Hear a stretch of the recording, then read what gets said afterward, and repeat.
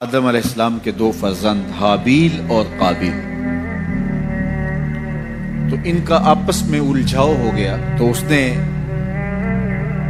اپنے بھائی کو قتل کر دیا۔ معاملہ یہ تھا کہ جو سلسلہ تھا بقائے نسل انسانی، افزائش نسل انسانی اور فروغ نسل انسانی کے لیے، وہ یہ تھا کہ چونکہ ایک ہی باپ کی اولادیں تھیں، تو جب ولادت ہوتی تو ایک بیٹا اور ایک بیٹی پیدا ہوتی، تو یہ بیٹا اور بیٹی جو ایک دفعہ پیدا ہوئے ہیں، ان کا آپس میں نکاح نہیں ہو سکتا تھا، تو اس کے بعد جو دوسرے بیٹے اور بیٹی پیدا ہوتے تو ان کا مخالف سمت نکاح ہوتا۔ تو قابیل کے ساتھ پیدا ہونے والی جو لڑکی تھی، قابیل اس کے ساتھ نکاح کرنا چاہتا تھا، تو حضرت آدم علیہ السلام نے فرمایا ایسا نہیں ہوگا، لیکن چلو تم قربانی پیش کرو، جس کی قربانی قبول ہو گئی اس کا اس سے نکاح کر دیں گے۔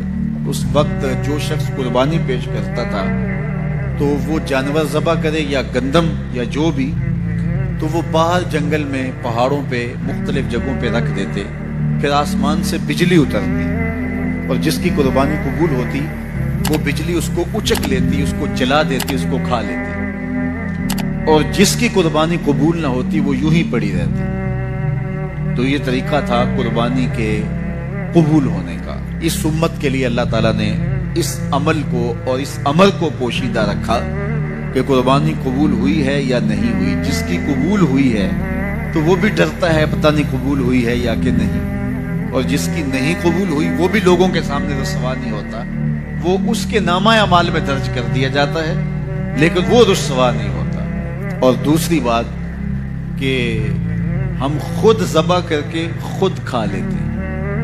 یہ عجیب ماجرا ہے کہ بروز عید قرباں وہی ذبح بھی کرے ہے وہی لے ثواب الٹا۔ خود ذبح کر کے خود کھایا، اس کی کھال بھی اپنے مصرف میں لے کر آئے اور ثواب بھی خود کمایا۔ یہ اللہ نے اس امت پر احسان کیا ہے۔ تو حابیل کی قربانی قبول کر لی گئی، قابیل کی قربانی قبول نہیں ہوئی، تو اس کو اپنے بھائی پہ غصہ آیا اور اس کو قتل کر ڈالا۔ اب جب قتل کر لیا، اور یہ تھا بھی پہلا قتل، اور انسان کو نہیں پتا تھا کہ اب اس کا کیا کیا جائے، تو وہ اپنے بھائی کی لاش اپنے کندھوں پہ اٹھا کے گھومتا رہا، اب اس کا کروں کیا؟ پھر اللہ نے دو کوے بھیجے، قرآن مجید میں وہ واقعہ موجود ہے۔ تو دونوں کوے لڑے، ایک نے دوسرے کو مار دیا، پھر زمین کو اپنے پاؤں سے کریدا اور کوے کو اس کے اندر رکھ کے اوپر مٹی ڈالی۔ تو قابیل نے ایسے سر پہ ہاتھ مارا، کہا کہ یہ کوا جو ہے یہ تو میرے سمجھدار نکلا اور میں نہ جان سکا اور یہ جانتا ہے، تو پھر اپنے بھائی کی لاش کو دفن کیا۔ اب سب سے پہلا قتل اور سب سے پہلی موت جو روئے زمین پہ ہوئی وہ حابیل کی تھی۔ اب قیامت تک جتنے لوگ بھی قتل ہوں گے، جس طرح قاتل کو اس کی سزا اور اس کا گناہ پہنچے گا، یہ سارا گناہ قابیل کے نامہ اعمال میں بھی درج ہوتا رہے گا، اس لیے کہ اس جرم کا آغاز اس نے کیا۔ آپ سے اگر ہو سکے تو کسی اچھے کام کا آغاز کرنا، کبھی بھی کسی برے فعل کا ذریعہ نہ بننا۔ بعض اوقات ہوتا ہے ایک شخص کوئی ایسا کام کرتا، اس کی دیکھا دیکھی سارے لوگ کرنے لگ جاتے ہیں، اگر وہ اچھا ہوتا ہے تو اچھائی پھیلنے لگتی ہے، اور اگر وہ کام برا ہوتا ہے تو برائی پھیلنے لگتی ہے۔ تو انسانی فطرت ہے کہ وہ دیکھے دیکھے کام کرنے لگ جاتے ہیں۔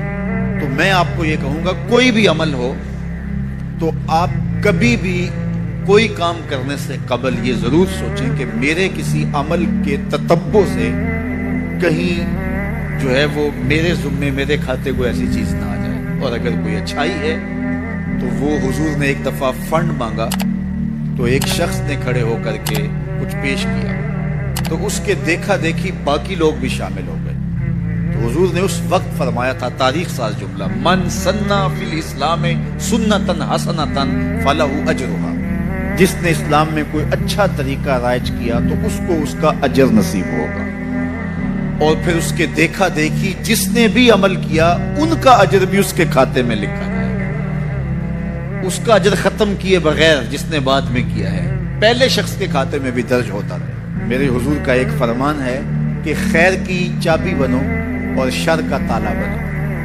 یہ کتنا جامع نسخہ ہے، خیر کی چابی بنو، خیر کو کھولنے والے بنو، اور شر کا تالا بنو۔ کچھ لوگ شر کی چابی بنتے ہیں اور خیر کا تالا بنتے ہیں۔ تو ہمیشہ اپنی زندگی میں کوئی بھی عمل کرنے سے قبل، وہ چھوٹے سے چھوٹا ہو یا بڑے سے بڑا ہو، آپ دیکھیں کہ اس کے معاشرے کے اوپر کیا اثرات مرتب ہوتے ہیں۔ آپ گلی سے گزرتے ہوئے کوئی پتھر کا ٹکڑا اٹھا کے ایک طرف کر دیتے ہیں تو آپ کے دیکھا دیکھی کئی اور لوگ بھی پتھر کے ٹکڑے اٹھانے لگ جاتے ہیں تو پوری گلی صاف ہو جاتی ہے، اور آپ اشارے پہ کھڑے ہیں اور اشارہ توڑ دیتے ہیں تو سارے لوگ جو ہے وہ پہلے جھجک رہے ہوتے ہیں، اور آپ نے اشارہ توڑا تو پھر ساری ٹریفک آپ کے پیچھے چلی گئی۔ اس اشارہ توڑنے کا گناہ جتنا بھی ہے، اس کا جو بھی لیول ہے، جس طرح آپ کو ملا اور بعد میں جو آنے والے، وہ سب کا گناہ آپ کے کھاتے میں بھی گیا، اس لیے کہ ریت آپ نے ڈالی ہے، باقیوں کو حوصلہ آپ نے دیا ہے۔ اس طرح بہت ساری چھوٹی چھوٹی باتیں ہیں جو اپنی زندگی کے اندر آپ خود غور کر سکتے ہیں، تو کسی کو گالی بھی نہ دیں، اور جو ہے وہ کسی گناہ کا سبب و ذریعہ کبھی نہ بنے۔ حضرت آدم علیہ السلام نے اللہ سے کچھ کلمات جو ہیں وہ سیکھ لیے۔ قرآن مجید میں اللہ تعالیٰ ارشاد فرماتا فَتَلَقَّى آدَمُ مِن رَبِّهِ كَلِمَاتٍ، کچھ باتیں، کلمات حضرت آدم علیہ السلام نے رب سے سیکھ لیے۔ وہ کلمات کیا تھے جو اللہ نے حضرت آدم علیہ السلام کو سکھائے؟ فَتَابَ عَلَيْهِ، تو ان کی توبہ قبول ہو گئی۔ تو امام حاکم نے اس حدیث کو روایت کیا ہے۔ امام بخاری اور امام مسلم جن شرائط پہ احادیث لیتے ہیں، حضرت امام حاکم بھی انہی شرائط پہ حدیث لیتے ہیں، اور جو ان سے احادیث رہ گئی ہیں ان کو امام حاکم نے اپنی مستدرک کے اندر درج کیا ہے۔ انہوں نے اس روایت کو بیان کیا ہے، اور اس کی علماء نے تصحیح کی ہے کہ یہ حدیث صحیح ہے۔ تو کہتے ہیں وہ کیا کلمات تھے جو حضرت آدم علیہ السلام نے اللہ سے سیکھ، اللہ نے آدم علیہ السلام کو سکھائے؟ تو وہ یہ تھا کہ حضرت آدم علیہ السلام روتے رہے، پھر ایک دن ہاتھ اٹھا کے دعا مانگی، یا رب اسألک بحق محمد ان غفرت لی، اے اللہ محمد عربی کا صدقہ میری خطا سے درگزر فرما دے۔ اللہ تعالیٰ فرمایا اے آدم میں نے تجھے بخش تو دیا، لیکن تو یہ بتا تو میرے نبی کو جانتا کیسے ہے؟ تو عرض کی مالک جب تو نے مجھے پیدا کیا اور میرے میں روح پھونکی اور میری نظر اٹھی تو فراز عرش پہ پڑی، تو میں نے تیرے نام کے ساتھ اس پیارے کا نام لکھا ہوا دیکھا تھا، اور میں جان گیا جس کا نام اللہ نے اپنے نام کے ساتھ لکھا ہے کہ وہ معمولی ذات نہیں ہے۔ اللہ تعالیٰ نے ارشاد فرمایا جا آدم تیری خطا سے میں نے درگزر فرما لیا، اگر نام محمد را نہ یاورد شفیع آدم، نہ آدم یافتے توبہ، نہ نو از غر کے نجینا۔